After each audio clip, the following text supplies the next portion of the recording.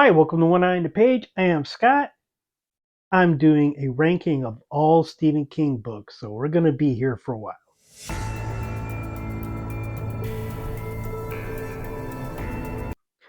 Before I get into the rankings, I need to talk about the books that I am going to rank and those that I am not going to rank. I will rank all the books that are published in physical form that are or were available to the general public at a reasonable price. So all the mass market books, if it was published on Cemetery Dance, that's fine. If it was published as, for one example, My Pretty Pony, for very limited publishing, where I believe now probably thousands of dollars to pay for it, not going to count that. I'm also not going to count any books that King has edited, including Flight or Fright or Six Scary Stories. No publications in which the work had previously been published in mass market form. Any of the novellas that are published separately, The Body or Shawshank Redemption or The Langoliers, apart from the collection they were originally in, I'm not going to be ranking those individually. I will not be doing any publications that, again, are not in physical form. So, no The Plant, which is also unfinished anyway, or The Guns Kindle single, no Blood and Smoke, which also contains material that's in another book. The Girl Who Loved Tom Gordon, the pop-up book, I will not be doing that. No book in which King wasn't the primary writer. For example, there is a book about the Rock Bottom Remainders, the band that he's in which he contributes, but the majority of it is not from him. We have another book, Hearts in Suspension, which has other authors in it, but King is the primary contributor. And I believe that is it, except for in one case, The Green Mile, I will only be doing the full novel, not the 6 monthly releases. That's the only case in which I won't be going by my previously released rule. So let's go ahead and get started on it. We have 91 books to go over. Hey, it is Editing Scott here, interrupting. I was originally going to do this as one video, but as I've edited part of it, I've gotten to number 51, and I'm already at about 45 minutes or so. So what I am going to do is I'm going to do this in two parts. This one's going to be 91 through 51, and the next one's going to be 50 through 1. So you don't have to, if you wanted to, watch a 2-hour video. And if you want to watch a 2-hour video, it probably won't be 2 hours. It will be close to it. If you do want to watch that, just wait until I publish the next one next week, and you can do it together. All right, coming in at 91 is Ghost Brothers of Darkland County, which is a musical that he did with John Mellencamp. King wrote the material. Mellencamp wrote the music.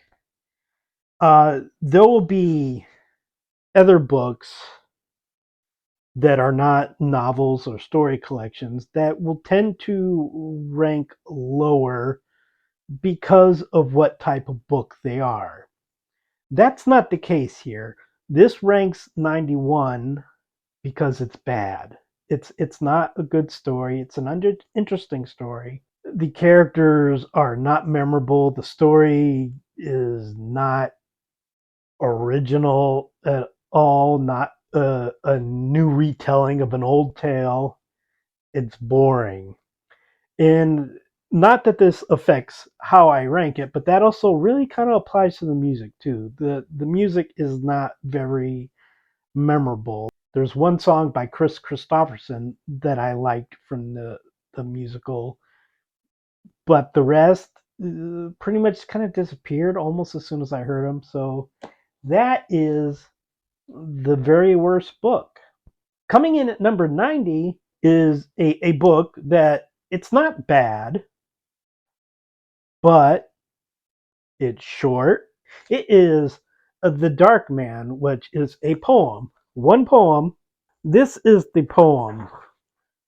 It's 2.5 pages, which uh, you get in a lot of nice artwork, but it's a very short poem. And obviously, I believe it was written in college. It's obviously King's perhaps first musings about Randall Flagg. And it's interesting in that regard. It's interesting to have as a part of the collection, but as a book itself, it doesn't hold up interest wise. At number 89 is Nightmares in the Sky, which is basically a coffee table book about gargoyles with photos by F. Stop Fitzgerald. Uh, it's it's a good coffee table book as far as a Stephen King book. The essay's not particularly long. It's a nice enough read, but it is really just a coffee table book. At number 88, we have King's first nonfiction book on this list. It's Faithful, written with Stuart Onan. And honestly, there's a reason that Stuart Onan is the top. He does kind of carry the lion's share. This would almost not be put on here because King isn't necessarily the biggest contributor, but since it's written as a co-author book, I'm gonna go and include it. That you would have to like baseball to enjoy this book. You would have to like the Boston Red Sox to enjoy this book. I was a big baseball fan at one point. Not really one any longer. Really, the last time I watched a game was the 2016 World Series.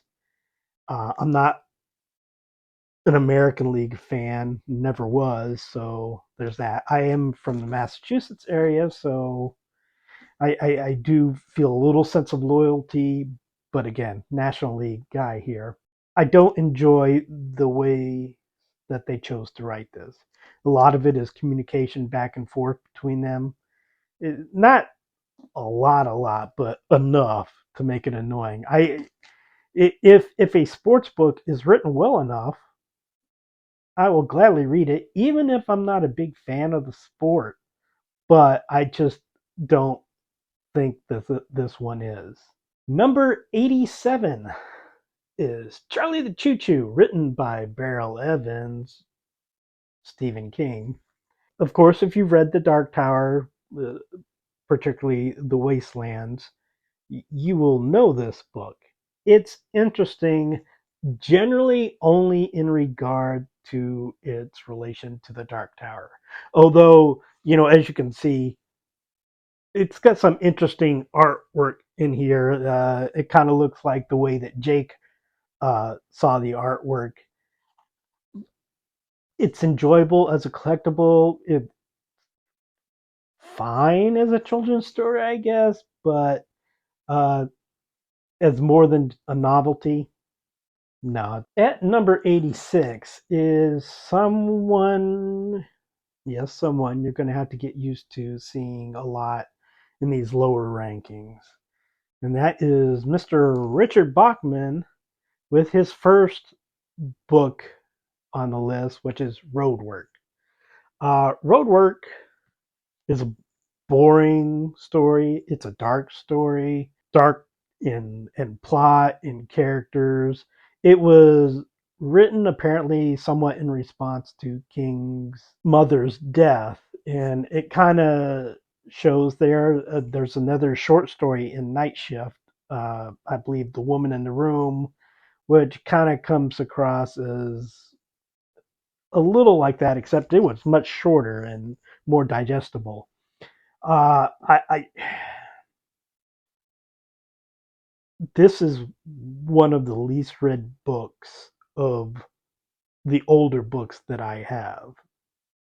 It's just not enjoyable in any way. Number 85 is Later, which is one of the hard case crime books that King has written. He's written three. We will see all three of them.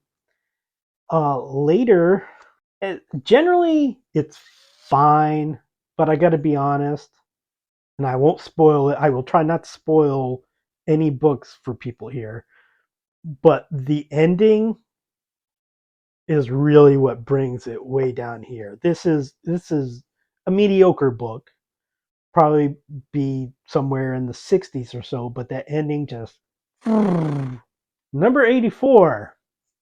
I said we'd be seeing this name a lot. It is Blaze by Richard Bachman. It is King's retelling of Mice and Men, except uh, Lenny and George, and George is dead. And if you have in Mice and Men with just Lenny, it just doesn't work as well.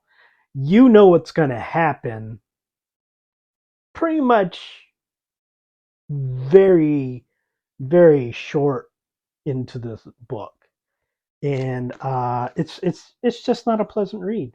Uh, there's a whole story that King wrote, I believe, in the afterword to different seasons, where his editor Bill Thompson asked what he had next after Carrie, and he basically gave him two manuscripts: one Second Coming, which later became Salem's Lot, and one Blaze.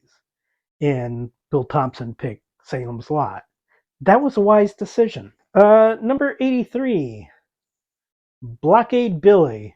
Obviously, this is also in a story collection, but the novella came out first, so I am including it. It's fine, I guess. It's not a particularly interesting story.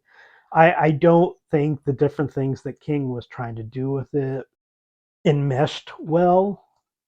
So I will say, as somebody who has been a baseball fan, King is really hit and miss with baseball.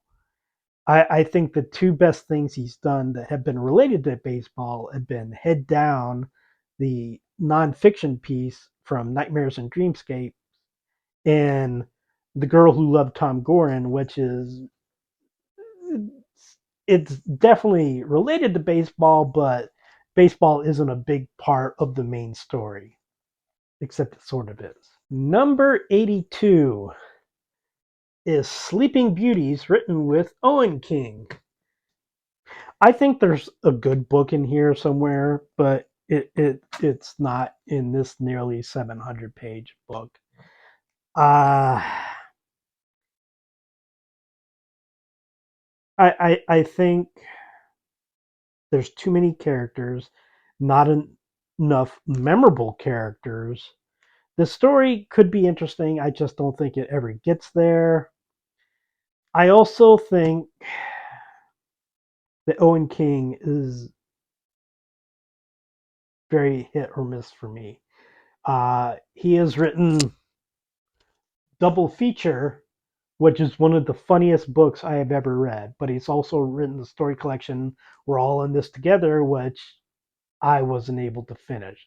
He's also written The Curator, which I think could be good, but I just couldn't finish it. Not necessarily so much because of the book itself, but sort of the book itself. It didn't hold enough interest for me at a time where I was being pulled in many different directions. So, what this book does mainly is make me wish that King wrote a novel length book with Joe Hill. But read Double Feature, it's an amazing book. Number 81 is another hard case crime book. It is The Colorado Kid. The Colorado Kid is generally an interesting tale. King does this thing where he slowly has characters talk, go through their lives that I find interesting. The problem that he sometimes has is a problem that people will bring up that I don't necessarily agree with, but that he has issues with endings. But this is one of the times where I actually agree. Yeah, there's an issue with the ending here. You can have an ambiguous ending and have it work. I just don't think that King did it in this case. Number 80, Rose Matter. There's a good book in here. I just there are a couple of problems I have with it, and they're very large problems. One, the antagonist Norman Daniels is just almost a caricature. King has written great villains and has written poor villains, and I think Norman just falls on that side. I don't really buy the supernatural aspect of this novel either, so yeah, it just doesn't work for me. I like Rose herself, but I just think the story around her doesn't work very well. Number 79, Gwendy'S Final Task. King wrote with Richard Chismar. They had written Gwendy'S Button Box together, which we will see later down the road. And Chismar wrote Gwendy'S Magic Feather. There are good things in this book. Gwendy's exploration of her time with her husband and of his death is very good. The Gwendy going on a space mission with a task and being on there with a megalomaniacal billionaire, it pushes it too far into the ridiculous. I would say if you want to read this, read the first half of the novel and you don't need to finish it. Or maybe that's the type of thing you like. This is just me, my opinions.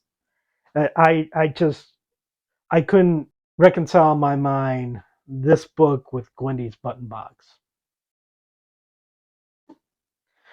Number 78 is Cell.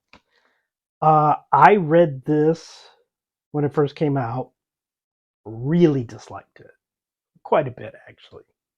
I reread it a few years ago. I have to say, I liked it a lot better. There are still problems with it, of course, but I enjoyed the characters more. I don't think that Stephen King should write about technology, or if he does write about technology, he needs to get a researcher and listen to the researcher because he just has had too many times where technology issues have plagued him. And also, uh, I don't like the ending. I think it's a cop out ending. I don't think it's one of those endings where, like, well, life goes on and this is their life. It's like, no, you didn't come up with an ending. And I'm not the type of person who usually finger wags at King about endings. Number 77, Firestarter. Firestarter is not a good novel. One of the things I like about King is his characters. He can write about a character leading his or her daily life, and generally I will enjoy it. There are just not those characters in this book. I don't care about any of the characters in here. I don't like the John Rainbird character for a variety of reasons. I can't empathize or sympathize with Andy McGee. Really, the only character that I really care about at all, just a little, is Charlie McGee, and she doesn't really step front and center until later in the novel. Number 76. It's that guy again. Thinner by Richard Bachman. Lawyer accidentally kills a Romani woman. There's a different term used in the book. And is cursed. And he begins to lose weight.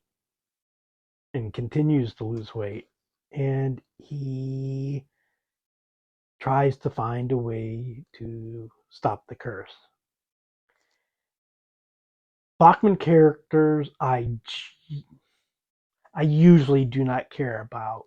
And that is definitely the case here. I just don't care. I don't have to like the character, but I have to care because horror is not horror if you don't care about the characters. It's just a slasher, which is not the case here, but it's, generally people think of King as a horror writer. And also the gangsters in here. Okay. Well, mainly the one gangster, but number 75. Hey, guess what? It's that guy again. Rage. I'll be quite honest with you. I read Rage when this book first came out, I believe 1985. I was 15 or so. I really liked the book because I was a teenage boy and it talked to me.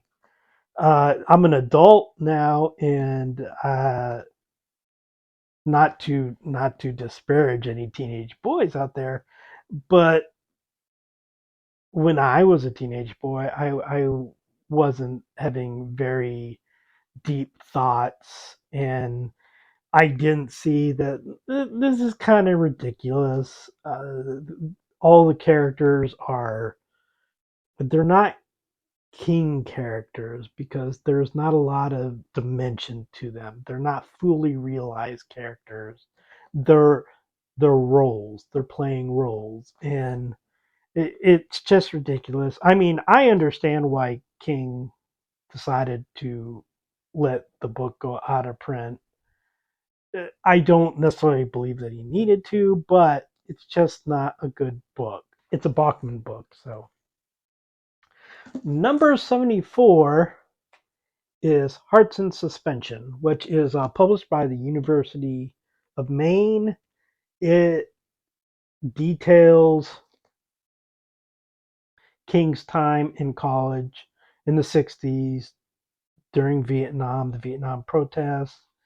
It includes the novella Hearts in Atlantis in here, but also includes a rather lengthy essay from King, some of his college newspaper work, The King's Garbage Truck, as well as essays from fellow classmates and professors. If you like the book Hearts in Atlantis, this is a good companion piece. It's ranked this far down, one, because the novella is a reprint. And yes, I did question myself whether or not to include this book, but I think there's enough new material in it to qualify it. But also, I I I like this book. I rated it highly when I did my blog on it, but it's not a reread book. Unless I'm doing a full Stephen King bibliography reread, I'm probably not going to read this again. Number 73. Well, it's not Richard Bachman, but it could have been pretty much. It's The Dark Half. Stephen King writing about a writer killing off his pseudonym. It very much reads like a Bachman book. And Tad Beaumont, the main character of the novel, is possibly the King main character I dislike the most. And a lot of the reason that the book is this far down is because of Tad. I just really dislike him that much. The story itself isn't that bad, and honestly, it's fairly interesting, but my distaste for Tad just it keeps it down to low. I know there are other people who have it fairly high up, and I understand it, but Tad Beaumont should have made Alan Pangborn the main character somehow, helping out this dumbass writer. I'm not angry. Number 72 is Storm of the Century. Storm of the Century is a miniseries that was on ABC. This is the screenplay for it. It's a very good miniseries. I liked it. I like the book, but it's a screenplay. you don't get a lot of the stuff that you would get from King fiction. So that's one of the reasons why it's down that low. But if you haven't seen it, watch Storm of the Century. Uh, Somewhat of a dark ending. Number 71, The Wind Through the Keyhole. This is a Dark Tower book. I believe they list it as book 3.5 out of 7, or possibly 4.5. I think it's 3.5. It's the eighth book, but it's meant to be happening in the middle of some of the other books. The good is we get to spend a little bit of time with characters that we love, I love, but it's also a nested story where it's basically a story within a story within a story. I don't particularly find the nested stories that interesting, and we don't get to spend enough time with the quartet, so that's why it's ranked down where it is. Number 70 is Dreamcatcher. This was written pretty much right after his accident, and it's just weird, and it's scattered. It's very scattered, and it has shit weasels. So I don't know. Yeah, it's another one like Cell that read better on a reread for me, but it's still not a great novel. Number 69. It's our old friend again. The Regulators by Richard Bachman, which is of course a companion piece to Desperation, both published in 1995. Same character names in there, though the characters are a little bit different in each book. And like in some cases, a character may be an adult in one book and a child in another book. Kind of boil it down to really simple terms. Desperation is about God, and The Regulators is about TV. And it's a Richard Bachman book. So definitely read it along with Desperation, so you can kind of see what King has done. But it's not one that I would reread often. Number 68, From a Buick. It's fine.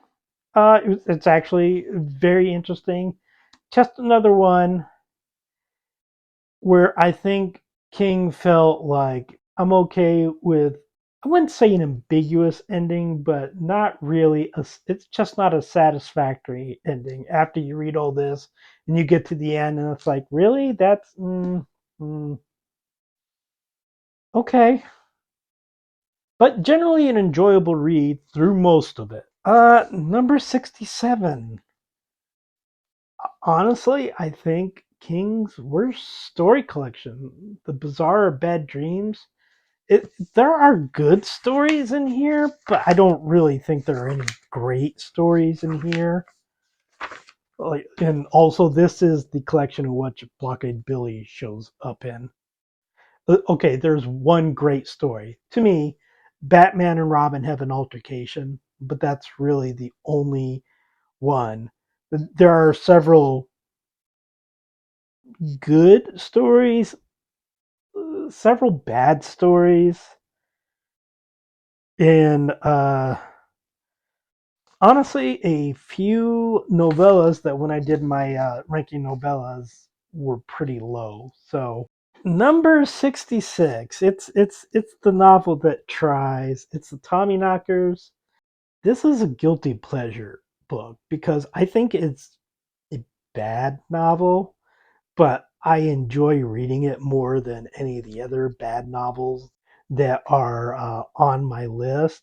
Yeah, and I don't like the term guilty pleasure, but it's like this isn't good, so why am I reading it? And yet I'm reading it nonetheless.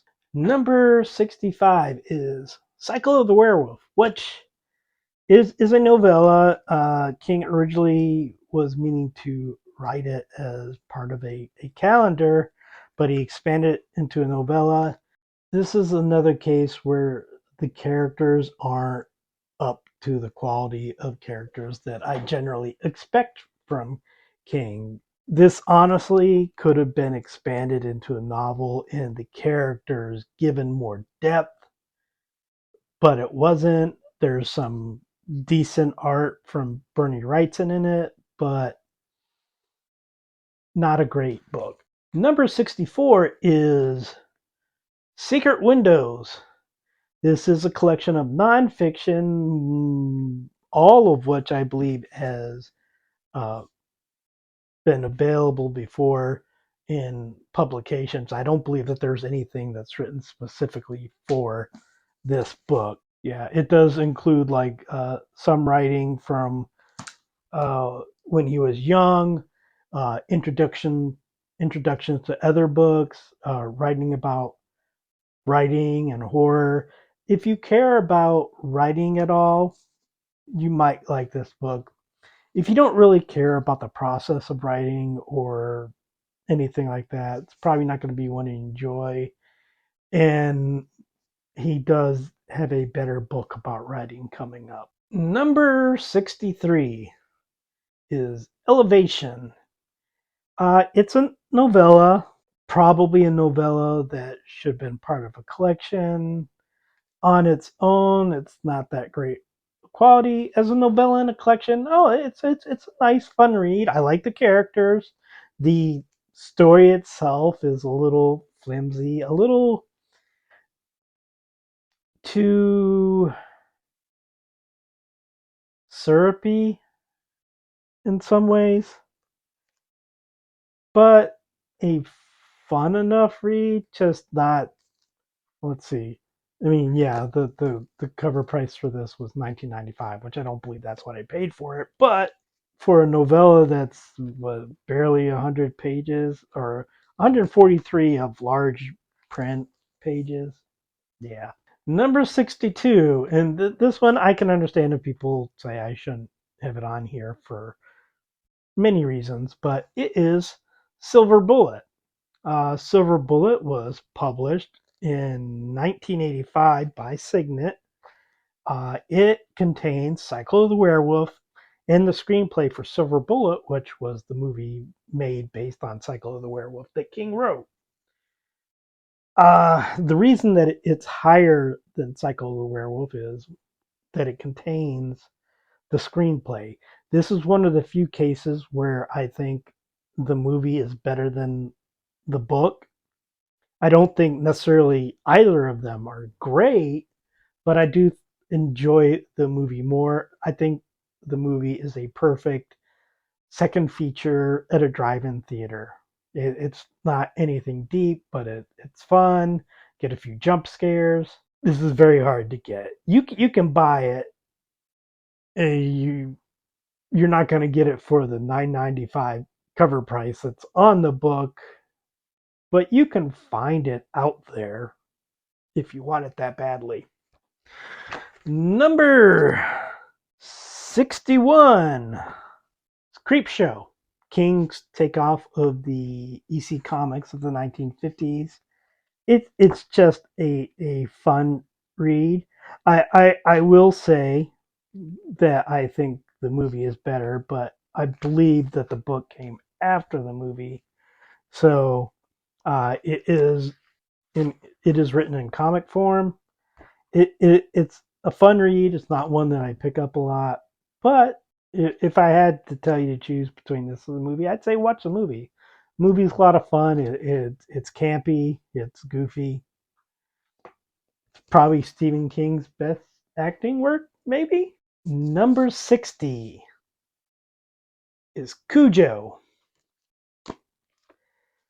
There's a lot to like about this, but it's also just such an angry book. Uh, I would say that it's a book in reaction to Reagan's America, but it was really written and published before Reagan became president. I don't know if, yeah, it was finished in, okay, it was finished in March 1981. Reagan had become president, but he had only been president for a couple months by the time this was, by the time King had finished writing it. But it does kind of touch upon a lot of the topics of the Reagan era and the excesses of the 80s. And when I'm saying that, I'm mainly talking about like the whole advertisement thing. I also don't like the ending. I shouldn't argue against the ending. I have had other books in which there's been a dark or tragic ending, and I've been okay with it. For whatever reason, it just doesn't work for me in here. And also, I'm an animal lover, and come on, it wasn't Cujo's fault. At number 59, we have The Outsider. The Outsider actually started off really great. I was really interested. And then it just very slowly went off the rails a bit. It's like I don't know how it went off the rails, but it just went off the rails completely. Holly Gibney is also in this as a supporting character.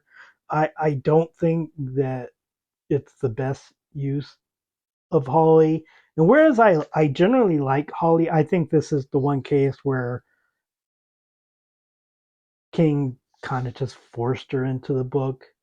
And I don't think that's the case with any of her other appearances in her books. I think she feels right in those books. And I'm not saying she's horrible in here, I'm just saying she feels forced. Number 58 is Gerald's Game. Uh, it starts off kind of silly, I think, but I think generally it's a good novel.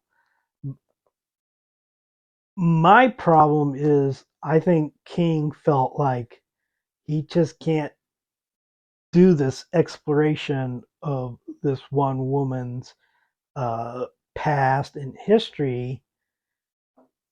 He needs to have some immediate danger that almost seems supernatural, and I just don't feel that it was needed. I I think also in my eyes at least it kind of pales a little bit because it was published so closely to Dolores Claiborne, which is a much better book. Number 57 is If It Bleeds. If It Bleeds novella is good. The Life of Chuck is amazing. The Life of Chuck is why this book isn't much lower down because the other novellas, Mr. Harrigan's Phone is okay. It's another one. King has an older man form a friendship with a younger man, and then the older man dies. Okay, it's fine, but it's also we've been there and done that. And then, what was the other novella? Oh, Rat. Rat was just not great. But read the life of read the Life of Chuck. It's excellent. Number 56, Nightmares and Dreamscapes. I almost feel bad ranking it this low. There are good stories in here, but there are duds too. Head Down is one of his best baseball works. It's a nonfiction piece. The Night Flyer and Popsy, both vampire related, are okay. I like Chattery Teeth. I think Dedication is good, although some people may be grossed out by it. Just take that as a warning if you haven't read it. And some people like the 10 o'clock people. I think it's overlong. And Crouch End is interesting.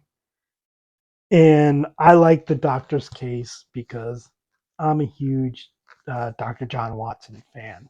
And I think it's a good story, but it does call to me because it's a Watson story. But yeah, just way too many duds in here for me to rank it any higher.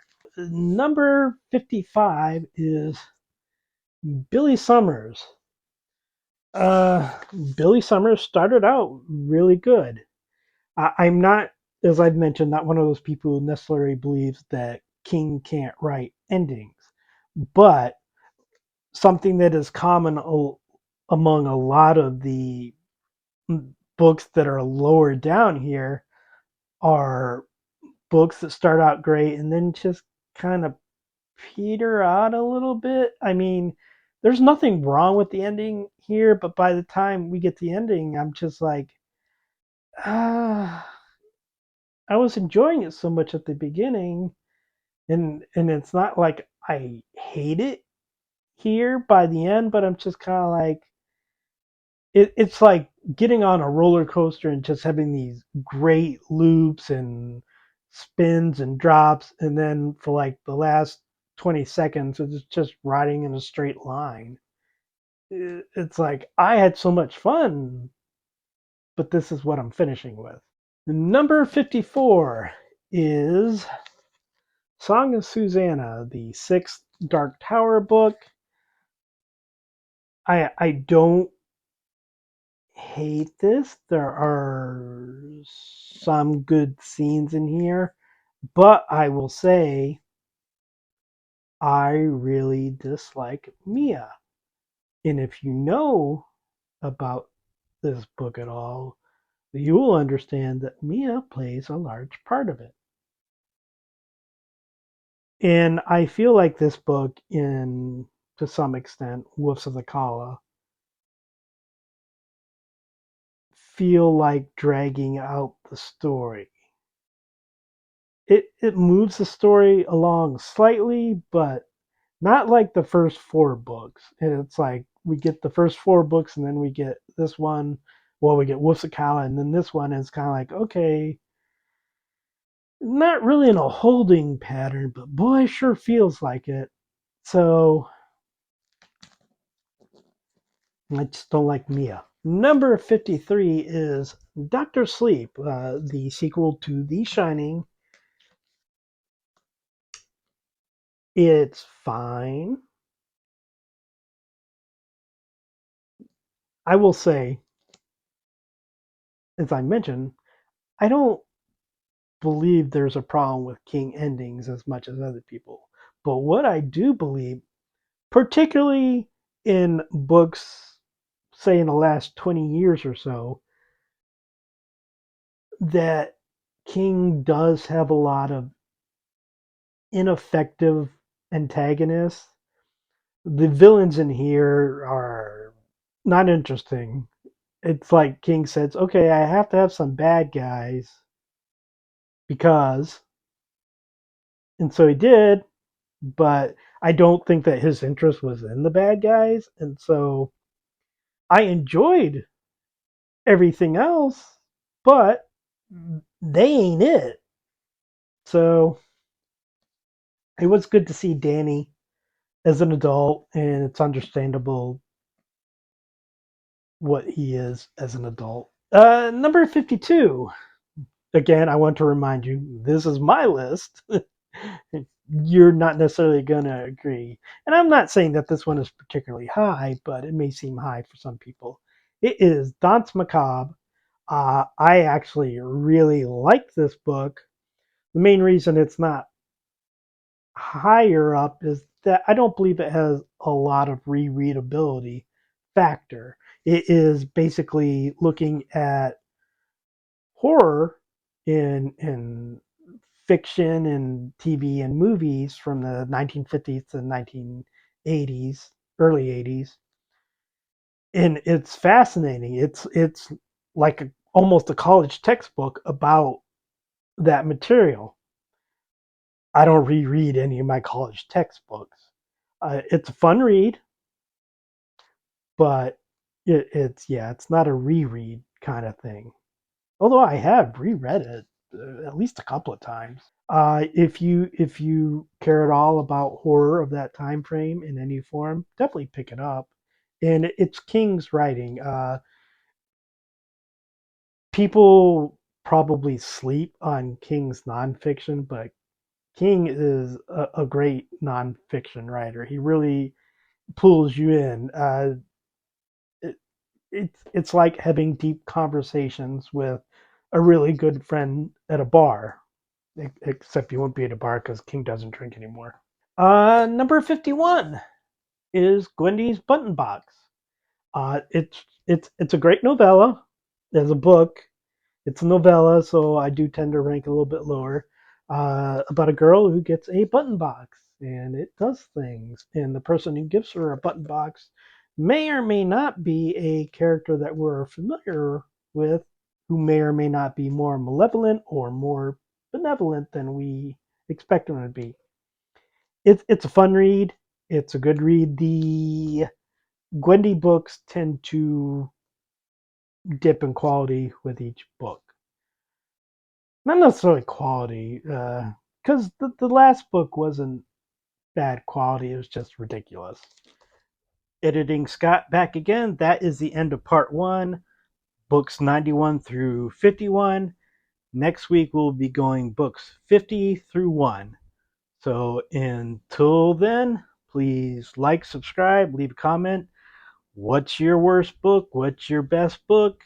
Get ready for book number 50. It's probably going to make a few people upset. Talk to you later.